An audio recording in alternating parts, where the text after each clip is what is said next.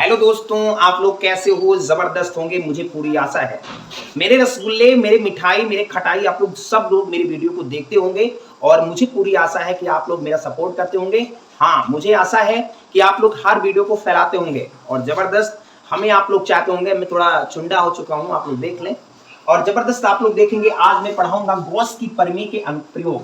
अनंत लंबाई के एक समान आवेशित सीधे तार के कारण विद्युत क्षेत्र की तीव्रता निकालेंगे कैसे। ठीक है, ये गॉस के अनुप्रयोग है। ठीक है, गॉस के अनुप्रयोग क्या है, इसके जो लंबाई होगी उसका एक समान विद्युत क्षेत्र की तीव्रता कैसे निकलेगी, गॉस की या गॉसियन प्रमेय कैसे। ठीक है, आपको पूरी डिटेल बताऊंगा। जैसे आपका एक जबरदस्त, हम याद रखना, एक चालक लेते हैं, बिल्कुल सिंपल बात। देखो, एक चालक लेंगे हम, बिल्कुल ध्यान दीजिएगा। इस फिगर से हम हर चीज जान चुकेंगे। ठीक है, एक चालक होगा। ठीक है, एक चालक है सुंदर सा। अब सबसे पहली बात, एक चालक मान लेंगे और चालक से यहां तक की दूरी आर दूरी पर, सबसे पहली बात यहां से यहां तक आर दूरी पर कोई बिंदु P है। मैंने एक तार लिया, मैंने एक तार से आर दूरी पर एक बिंदु P मान लिया। एक बिंदु क्या मान लिया? P मान लिया, जिस पर मुझे विद्युत क्षेत्र की तीव्रता ज्ञात करनी है, और पृष्ठ से गुजरने वाला जो आवेश होगा या फ्लक्स होगा वो ज्ञात करना है। ठीक है, सबसे जबरदस्त चीज ये हम देखेंगे। तो एक यहां से यहां तक एक जो रेडियस है, ये रेडियस है, यहां से और यहां तक एक लंबा मान लेंगे। ठीक है, सबसे जबरदस्त इसी पे एक गॉसियन पृष्ठ होगा। ठीक है बेटा, सिंपल बात है। हाँ, सिंपल बात। इधर से बिल्कुल और इधर तक बिल्कुल लेंथ जो होनी चाहिए बराबर होनी चाहिए। ठीक है, अच्छा, अब इस पर क्या होता है, मैं इसकी एल जो लंबाई, इसका एल कोई एक एल लंबाई का होगा। और बिल्कुल आपने पढ़ा होगा कि एक बेलन के आकार का, बिल्कुल सिंपल बात, हम बेलना के आकार का एक चित्र बना लेंगे। बिल्कुल सिंपल बात, बिल्कुल सिंपल बात है। ठीक है, बिल्कुल सिंपल बात है कि इसके दोनों पृष्ठ पर इसके एल लंबाई के, और इस पर एक आवेश को वितरण कर देंगे। इस पर आवेश को हम क्या कर देंगे? आवेश को वितरण कर देंगे। ये मुझे आपको निकालना है कि अनंत लंबाई के कारण एक समान आवेशी तार के कारण विद्युत क्षेत्र की तीव्रता निकालनी है। तो हम सबसे पहली बात, यहां एक आवेश होगा, या हम इस पर एक विद्युत क्षेत्र की तीव्रता निकालेंगे, वेक्टर ई। ठीक है, और यहां एक विद्युत जो इसका जो क्षेत्रफल होगा, जो इसका एरिया निकालेंगे, तो इसको हम मान लेंगे डी ए। ठीक है, तो इस पर हम दो चीज निकालेंगे और आर दूरी पर इस पर विद्युत क्षेत्र की तीव्रता ई, और उसका जो क्षेत्रफल होगा वो होगा डी ए। ठीक है, यही चीज हमको यहां तक पूरी कहानी लिखना है। तो हमें कोई बात नहीं, अगर कहानी ना लिखोगे तब भी आपसे मैं वादा करता हूं नंबर वही मिलेगा, एक नंबर नहीं कटेगा। आप परेशान मत रहना, बस हमारी वीडियो को देखते रहे। ठीक है बेटा, सिंपल बात है। इस पर आवेश एक वितरण हो चुका है। ठीक है, सीधे तार के कारण विद्युत क्षेत्र की तीव्रता। अच्छा, अब इससे पहले हम एक चीज और देखेंगे, इससे एक पहले चीज हम देखेंगे, दोनों और अगर ये समांतर है तो थीटा जो होगा वो थीटा बराबर आपका 0 हो जाएगा। ठीक है, आप लोग जबरदस्त में हमें ध्यान दिए होंगे कि आप लोग जबरदस्त देखे होंगे इस चीज को, इस शंकु का, या क्या आप लोग जबरदस्त हमारी ये सपोर्ट करो, क्योंकि मैं हर चीज आपको बताऊंगा कि गॉस के परिमेय के अनुप्रयोग कितने होते हैं। ठीक है, अच्छा, अब इससे पहले हमें एक चीज और जानना पड़ेगा कि हम इसमें सबसे पहले हमें एक चीज लिखना पड़ेगा बेटा, रेखीय आवेश का घनत्व या रेखीय आवेश घनत्व। इससे पहले एक परिभाषा आनी चाहिए, रेखीय आवेश घनत्व। ठीक है, इससे पहले मुझे आनी चाहिए एक परिभाषा, रेखीय आवेश घनत्व।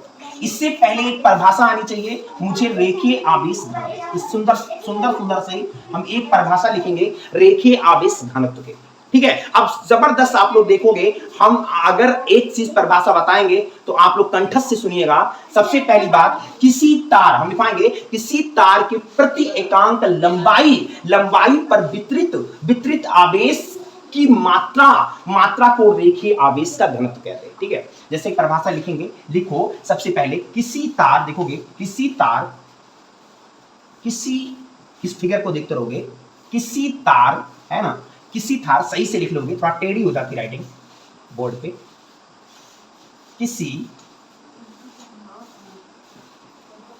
किसी तार किसी तार के प्रति एकांक है ना, किसी तार प्रति एकांक लंबाई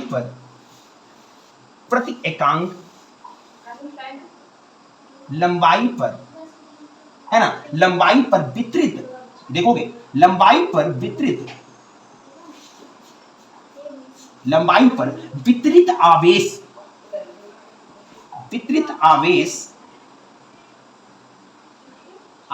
की, है ना, वितरित आवेश की मात्रा को रेखीय आवेश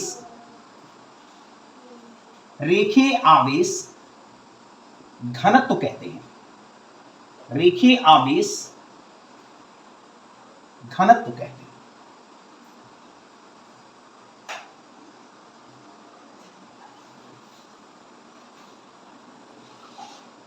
ठीक है, सबसे पहली बात यह है रेखीय आवेश का घनत्व क्या है। तो हमें यह चीज जानना है कि रेखीय आवेश किसी तार के प्रति एकांक लंबाई पर वितरित आवेश की मात्रा को रेखीय आवेश घनत्व कहते हैं। ये अलग से भैया, ये अलग से ध्यान देना, ये फिगर में है, इसकी जो लंबाई है वो L मान ली है। ठीक है, अच्छा, मात्रा को रेखीय आवेश घनत्व कहते हैं। अब सबसे परिभाषा से इसे हम याद रखना है चीज, इसे हम लैम्ब्डा से प्रदर्शित करते हैं या प्रदर्शित करते हैं या क्या करते हैं, दर्शाते हैं, प्रदर्शित करते हैं। ऐसे लिख दीजिए, थोड़ा परिभाषा बढ़िया लिखोगे तभी मजा आएगा, है ना। अच्छा, इसे लैम्ब्डा से प्रदर्शित करते हैं या दर्शाते हैं। ठीक है, अच्छा, अब हमें क्या करना है कि बेटा इसमें क्या है, क्या आपको अंतर करना है, क्या पढ़ना है, आपको जबरदस्त याद रखना है। ठीक है, अब आप लोग इससे परिभाषा से चलोगे कि क्या होता है। लैम्ब्डा बराबर, याद रखना, किसी तार के प्रति एकांक लंबाई पर एक आवेश होगा, एक आवेश की मात्रा को, एक आवेश मतलब Q, लंबाई मतलब L, इसकी जो परिभाषा होगी लैम्ब्डा बराबर होगी Q अपॉन L। ठीक है, प्रति एकांक लंबाई पर L पर एक आवेश वितरित हो रहा है, उसी को तो हम रेखीय आवेश घनत्व कहते हैं। ठीक है, या हम इसका एक परिभाषा और लिखोगे, अगर इसको करोगे तो Q इकोनॉम, इसको कह सकते हो तुम बेटा, याद रखना Q बराबर लैम्ब्डा गुना L, ये हो सकता है। आवेश बराबर आपका जो आपका रेखीय आवेश घनत्व गुणा L, मतलब लंबाई। ठीक है, अब इसका जो मात्रक होगा बेटा, इसको सिंपल बात, इसका जब मात्रक निकालोगे तो ध्यान पूर्वक याद रखना, इसका जो मात्रक होगा दिख रहा होगा, अगर नहीं दिख रहा है तो भैया आप वीडियो थोड़ा बड़ा कर दीजिएगा, है ना। देखो दिख रहा है, दिख रहा है ना। तो लैम्ब्डा बराबर इसका मात्रक जो होगा, आवेश का मात्रक बेटा कूलाम होता है, आवेश का मात्रक बेटा कूलाम होता है, और लंबाई का मात्रक बेटा मीटर होता है। ठीक है, लंबाई का मात्रक क्या होता है बेटा, मीटर होता है। तो इसका जब मात्रक आपको पता करना है तो सबसे पहली बात कूलाम बटे मीटर होता है। ठीक है, कूलाम बटे मीटर होता है। इसका मात्रक जब निकालोगे तो आवेश का मात्रक जो होगा कूलाम होगा, लंबाई का मात्रक मीटर होगा, तो आपका रेखीय आवेश का घनत्व का मात्रक जो होगा वो हो जाएगा, याद रखना, कूलाम बटा मीटर। ठीक है, अब इससे ज्यादा मुझे क्या करनी है, इसका डेरिवेशन कैसे करेंगे, क्या डेरिवेशन होगा, इसकी परिभाषा से स्क्रीनशॉट मान लो, क्योंकि मेरे पास जगह कम है, तो आप लोग जगह पे थोड़ा निर्णय लेंगे और मेरी सपोर्ट करेंगे कि आपका हर चीज आ जाए। ठीक है,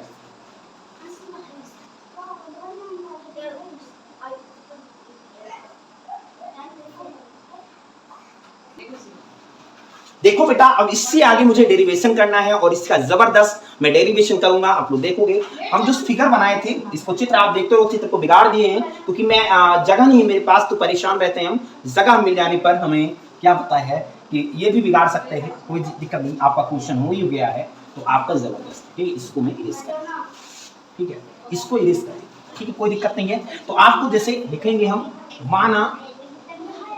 माना तार की लंबाई, माना तार की लंबाई L है, या हम ऐसे करेंगे, ऐसे ना करेंगे, माना तार से R दूरी पर, ऐसे कर सकते हैं, माना तार से, डेरिवेशन है आपका चित्र बना था, माना तार से R दूरी पर कोई बिंदु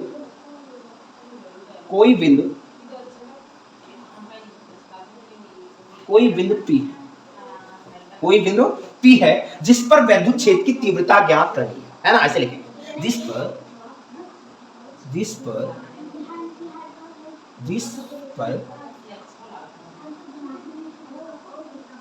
विद्युत क्षेत्र की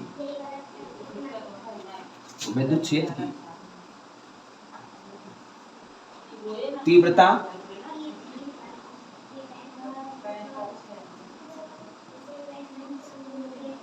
ज्ञात करनी है, जिस पर विद्युत क्षेत्र की तीव्रता ज्ञात करनी है ना। अच्छा, ये पृष्ठ, अब देखोगे बेटा, जो पृष्ठ से गुजरने वाला विद्युत फ्लक्स, देखो पृष्ठ से, इसको अलग लिखोगे थोड़ा, जिससे पृष्ठ से गुजरने वाला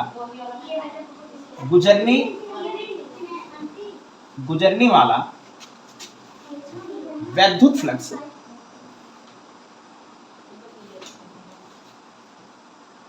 पृष्ठ से गुजरने वाला विद्युत फ्लक्स। अच्छा, फाई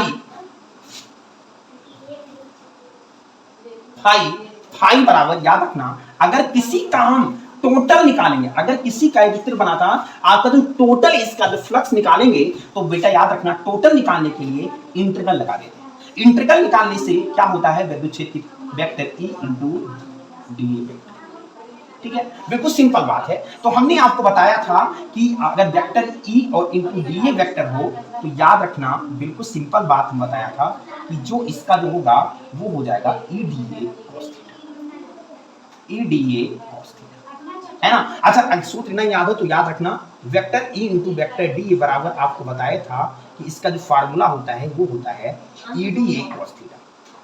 क्या होता है बेटा, E D A cos theta, इसका फार्मूला होता है। तो ये चीज मुझे जानना है कि वेक्टर ई डी ए बराबर E D A cos theta होता है, ठीक है। हमने आपको बताया, अब इसका इंटीग्रल निकालने से हमें क्या फायदा है, इसका निकालेंगे वेक्टर ई बराबर, सॉरी वेक्टर नहीं, इंटीग्रेशन ई डी, थीटा की वैल्यू कितनी मानी मैंने, 0 मानी है ना।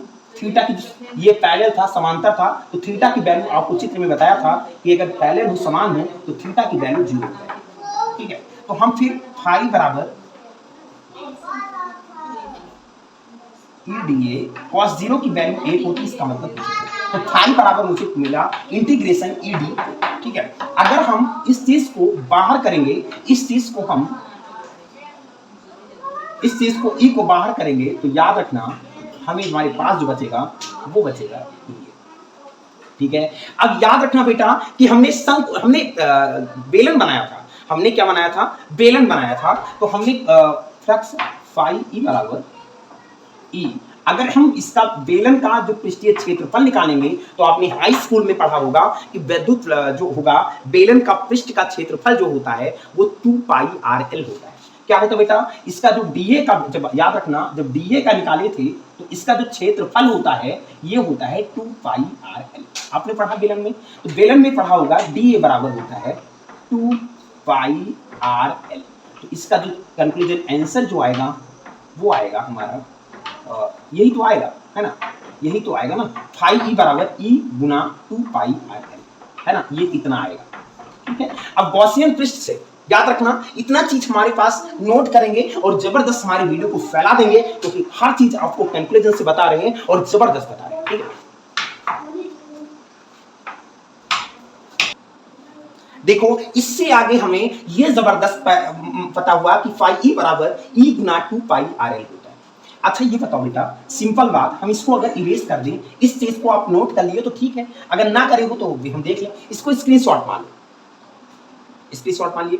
अच्छा, आप, अच्छा ये बताओ, इसको मैं इरेज कर सकता हूँ, इरेज कर दो, हाथ से इरेज कर दो, कोई दिक्कत नहीं, हमारी पास वो चीज नहीं इरेज करने वाला, है ना। तो हमने क्या पढ़ा था, गॉसियन पृष्ठ, या मैंने क्या पढ़ा था, गॉसियन, गॉसियन करके, या गॉस की प्रमेय से करोगे, गॉसियन या गॉस की प्रमेय से, गॉस की प्रमेय से क्या पढ़ा बेटा, गॉस की प्रमेय से। मैंने क्या पढ़ा, गॉस की प्रमेय से अगर पढ़ा था, आपने ध्यान दिया होगा, तो अभी भी पढ़ा था, फाई ई बराबर क्यू बटा एप्सिलॉन नॉट, पढ़ा। इसी गॉस की प्रमेय यही तो कह रही थी कि जो आवेश होगा उसका 1 एप्सिलॉन गुना होगा, वही तो पढ़ा था, फाई ई बराबर क्यू एप्सिलॉन नॉट, ठीक है। अच्छा, तो हम बेटा याद रखना, ये चीज उठा के यहां रख देंगे, ठीक है। याद रखना, फाई ई का मान यही तो है 2 पाई आर एल बराबर, और क्यू बराबर क्या पढ़ा था अभी, क्यू बराबर आपने पढ़ा था लैम्डा एल, ये भी पढ़ा था ना, इसके रेखीय आवेश घनत्व। मैंने इसीलिए बताया था कि परिभाषा पहले जान लो। रेखीय आवेश घनत्व जो होता है वही तो होता है लैम्डा एल और बटा एप्सिलॉन। बेटा यल से यल अगर हम दूर कर देंगे, काट देंगे, तो सबसे पहले ई बराबर हम करेंगे तो क्या हो जाएगा, ई बराबर हम करेंगे तो ये नीचे चला जाएगा, तो हो जाएगा 2 पाई, या मैं कह सकता हूं 2 पाई एप्सिलॉन नॉट, फिर लैम्डा अपॉन आर, ये हो जाएगा। ये हमें एक सूत्र पैदा हो जाएगा, ये सूत्र पैदा हो जाएगा, ई बराबर 1/2 पाई एप्सिलॉन नॉट फिर लैम्डा अपॉन आर। ठीक है। अच्छा, हम इससे या लगा के एक चीज और कर सकते हैं बेटा, या लगा के और चीज कर सकते हैं। या लगा कर क्यों कर सकते हैं, यहाँ 2 पाई है तो इसका मतलब मुझे पता नहीं है मान, तो एक चीज और लिख सकते हैं, ई बराबर करके 1/4 पाई एप्सिलॉन नॉट, है ना, 4 पाई एप्सिलॉन नॉट का मान भी पता हो जाएगा कि 9 × 10 की पावर 9 जो होता है, और ये पता होगा यहाँ लैम्डा है तो हम एक मान और रख सकते हैं 2 लैम्डा अपॉन। ठीक है, बिल्कुल सिंपल बात, ये हमें बहुत जबरदस्त यही फाइंड आउट होगा। ये अगर आए पेपर में भी कर दोगे सही है, ये कर दोगे कोई दिक्कत नहीं। आज जबरदस्त हमारा ये खत्म हुआ कि गॉस के अनुप्रयोग, और जबरदस्त हमें ये पता हुआ कि कैसे हम कंक्लूजन करते हैं तार के द्वारा, और जबरदस्त हमें निकल गया। आप लोग हमारे पास आइए और जबरदस्त फिजिक्स क्लास लीजिए, और मैं बताऊं कि आपको टॉपर बनाऊंगा बेटा, ये वादा है आपसे, आपका यही राइट आंसर है। ठीक है, जबरदस्त, आप लोग फैला दें वीडियो। धन्यवाद। अगली क्लास मिलते हैं, चादर का कैसे हम कंक्लूजन करेंगे, और चादर में कैसे इसका घनत्व निकालेंगे, और चादर का डेरिवेशन कैसे करेंगे। ठीक है, जय हिंद, जय लड्डू लाल, मेरे खुश रहो और आजाद रहो। मैं फिजिक्स का क्लास लेकर आया हूं, हाइड्रोजन क्लास, बिल्कुल जबरदस्त। ठीक है।